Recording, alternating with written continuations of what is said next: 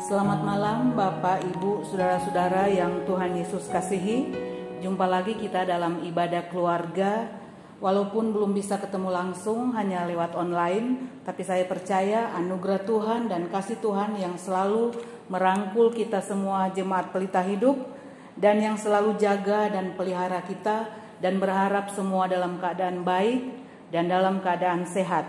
Bapak Ibu yang terkasih dalam Tuhan kita Yesus Kristus, malam ini kita akan membaca dan merenungkan firman Tuhan, dan bacaan Alkitab kita pada malam hari ini dari Hosea 11 ayat 5 sampai ayatnya yang ke-7.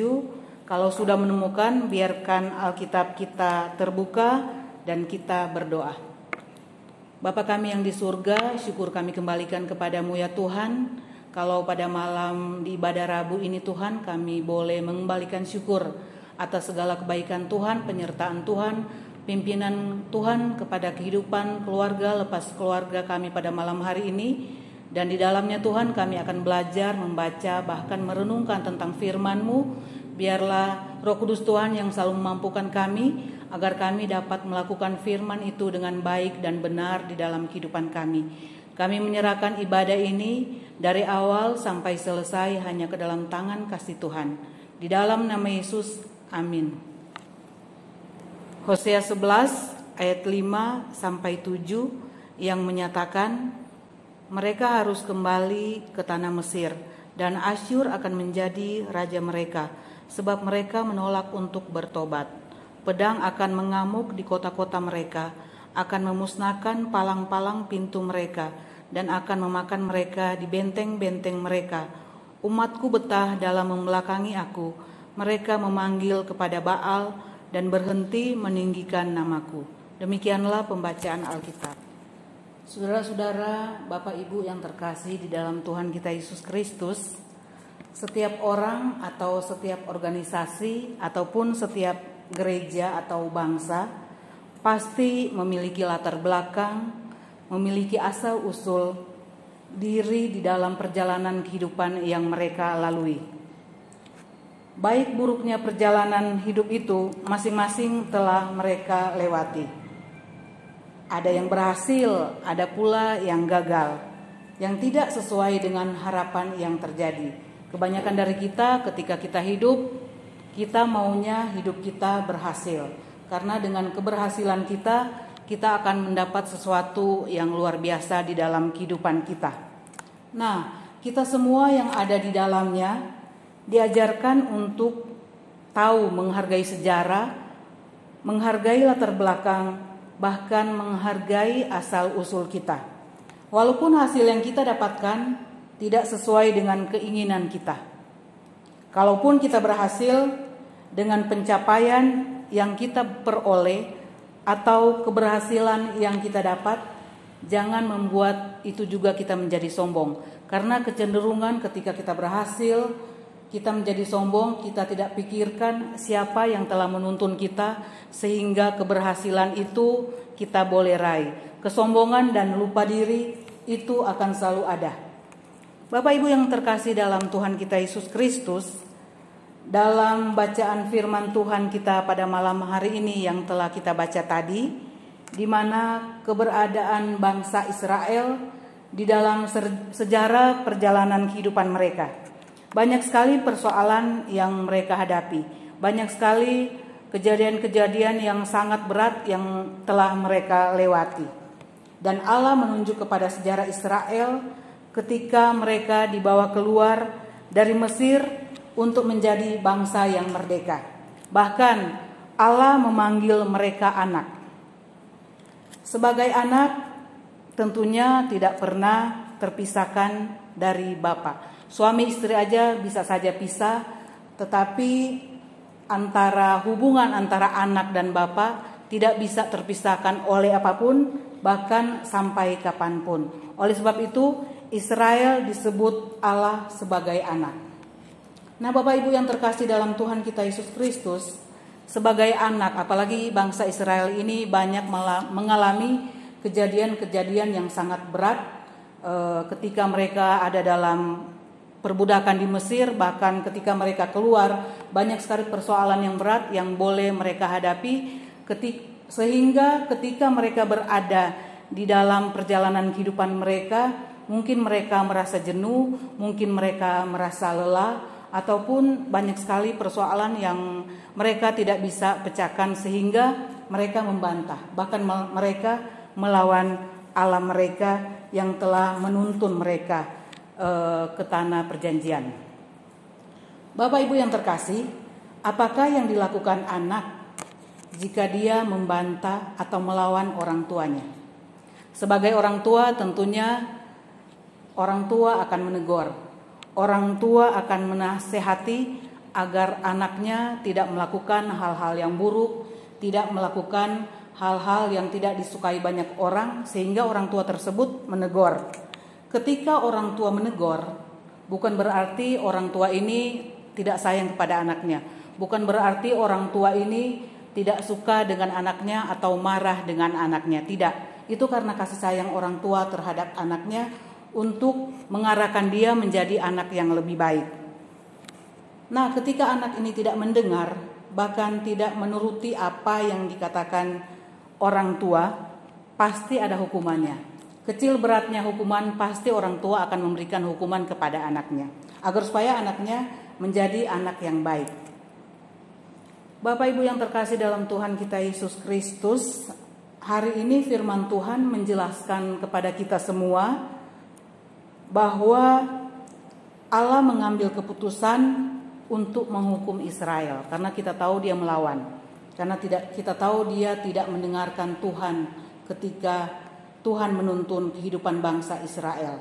Dan Nabi Hosea dipilih Tuhan untuk menyampaikan bahwa dari sikap dan tindakan Israel yang terus membelakangi Tuhan dan tidak mau bertobat, mereka lupa akan latar belakang mereka, akan asal usul mereka, sehingga mereka boleh berada di tanah yang luar biasa. Bahkan Tuhan selalu memilih mereka sebagai bangsa pilihan Tuhan, tapi pada kenyataannya mereka melawan, sampai Tuhan juga menuntun mereka dari tempat perbudakan di Mesir.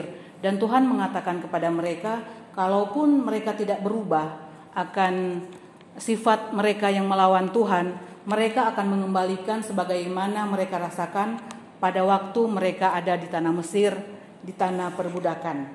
Di ayat kelima tadi kita bisa membaca bahwa Tuhan mengatakan Asyur akan menjadi raja mereka. Dan di ayat yang ke-6, bentuk hukuman yang Allah berikan kepada mereka, kepada bangsa Israel, adalah peperangan yang sangat mencekam. Pedang adalah lambang peperangan. Kalau tidak bertobat, pasti mereka akan semakin hancur. Nah, Bapak Ibu yang terkasih dalam Tuhan kita Yesus Kristus, saking marahnya Bapa kepada anaknya, sehingga Allah sendiri menentukan sikap dan tindakan, menghukum bangsa Israel, menghukum mereka semua. Nah, begitu juga dengan kehidupan kita. Malam ini diberi judul renungan kita adalah dihukum karena berdosa. Ketika mendapat hukuman, pasti itu tidak mengenakan. Pasti ada keburukan yang terjadi di sana. Karena namanya hukuman, dihukum pasti itu tidak enak. Nah, Bapak Ibu yang terkasih, dalam situasi tertentu atau kemalangan, kita beriman kepada Tuhan itu pasti. Kita kelihatan rajin dalam kegiatan gereja, rajin dalam segala hal di dalam kegiatan-kegiatan yang dilakukan dimanapun kita berada. Apakah itu juga yang bisa menjamin kita untuk kita tidak berbuat salah? Nah, Bapak Ibu yang terkasih, di dalam Tuhan,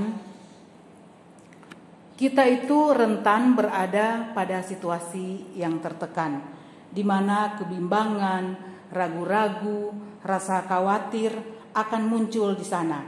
Nah, disitulah kita cenderung berbuat dosa, melakukan kesalahan demi kesalahan, seperti yang bangsa Israel alami, di mana akibat kejenuhan, akibat mereka tidak sabar dengan keadaan yang ada, sehingga jenuh itu yang membuat mereka melawan kepada Allah mereka sendiri. Bapak Ibu yang terkasih dalam Tuhan kita Yesus Kristus, saat ini di mana kita semua berada dalam pandemi COVID-19. Semua negara merasakan betapa luar biasanya pandemi ini, di mana hal-hal yang buruk dan merugikan banyak orang terjadi. Penderitaan, krisis ekonomi terjadi, melakukan aktivitas semua dibatasin. Tidak boleh kemana-mana, bahkan kadangkala cuma mau ke pasar atau kemanapun tidak boleh, apalagi mau ke mall. Nah, itulah keadaan yang saat ini kita rasakan dan saat ini kita alami, sehingga rasa jenuh itu suka ada, dan kita juga dengan kejenuhan itu suka melawan dengan aturan-aturan yang ada.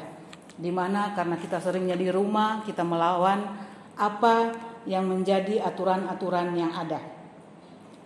Tapi kita tahu juga walaupun pandemi ini yang sekian lama ini kita alami, di dalamnya juga hal keburukan itu pasti ada. Tetapi ternyata ada juga hal-hal positif yang boleh kita dapatkan melalui pandemi COVID-19 ini yang kita alami, yang sudah lama kita alami. Misalkan kita yang tidak bisa masak, kita yang tidak bisa buat kue, atau kita yang tidak bisa buat kreatif apapun, bisa melakukan itu. Karena kadang-kala di rumah, karena seringnya kita di rumah, kita itu buka-buka Google atau apa, melihat resep-resep, sehingga kita pelajari dari resep-resep tersebut, dan itu pun bisa menghasilkan sesuatu bagi kehidupan kita. Bahkan lewat pandemi ini juga kita boleh menjadi orang yang menjaga kesehatan, menjaga kebersihan, di mana setiap saat kita cuci tangan, kemana kita pergi pakai masker. Di dalamnya juga kita bawaannya kalau dari luar masuk rumah pasti mandi. Sampai kadangkala satu hari ada berapa kali kita mandi. Nah, itulah hal-hal positif yang boleh kita dapatkan di tengah-tengah pandemi ini, sehingga tidak bosan disuruh tinggal di rumah aja. Nah, apakah kita sadari bahwa bentuk-bentuk penyertaan Tuhan di dalam kehidupan kita walaupun di tengah-tengah pandemi ini di dalam kehidupan kita, apakah kita sadari itu? Karena kita percaya kita ada sekarang, dan dalam situasi pandemi ini banyak sekali pilihan-pilihan yang Tuhan berikan. Banyak sekali pilihan-pilihan yang ada di depan kita. Mau kita masa bodoh kah, atau mau kita membiarkan diri kita tidak berbuat apa-apa, itu pilihan ada di kita masing-masing. Apakah kita mau berkreativitas terus atau gimana? Tergantung kepada diri kita masing-masing. Nah, kita sadar bahwa Tuhan yang selalu menuntun hidup kita, Tuhan juga yang selalu kontrol akan kehidupan kita. Tangan Tuhan yang tidak kelihatan, yang selalu menyertai kita, bahkan Dia yang selalu menolong. Dia bahkan mengangkat hidup kita dari keterpurukan kita, merawat dalam situasi apapun. Bahkan di dalam situasi pandemi ini kita tahu bahwa Tuhan terus menjaga akan kehidupan kita. Allah itu adalah Allah yang selalu memberikan jalan keluar, sebagaimana Dia telah menuntun bangsa Israel. Karena kita tahu bersama bangsa Israel adalah bangsa pilihan bagi Tuhan sendiri. Bahkan Dia menyebut Israel sebagai anak. Bahkan Dia terus menuntun kehidupan bangsa Israel, walaupun dalam proses kehidupan bangsa Israel banyak sekali kesalahan-kesalahan yang mereka lakukan, tapi Tuhan tetap mengangkat mereka. Tuhan tetap menjaga dan menyertai mereka. Tuhan yang sama yang telah menuntun bangsa Israel, Tuhan Allah yang sama yang telah memberkati bangsa Israel, Allah yang sama juga yang akan memberkati kita semua saat dimana kita berada dalam pandemi ini, bahkan sampai kapanpun. Tuhan yang selalu baik, bahkan selalu akan memberkati kehidupan kita semua. Amin. Tuhan Yesus memberkati.